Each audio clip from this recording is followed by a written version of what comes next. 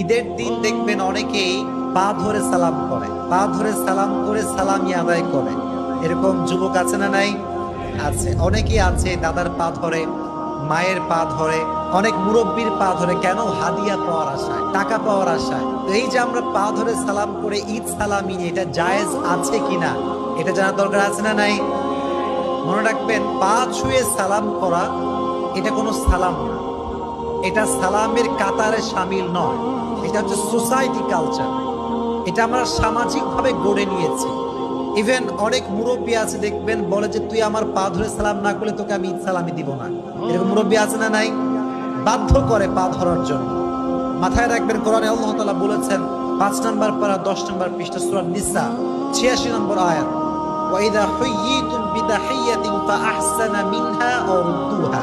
আল্লাহ বলছেন, যখন তোমাকে কেউ অভিবাদন করে, অভিবাদন জানায়,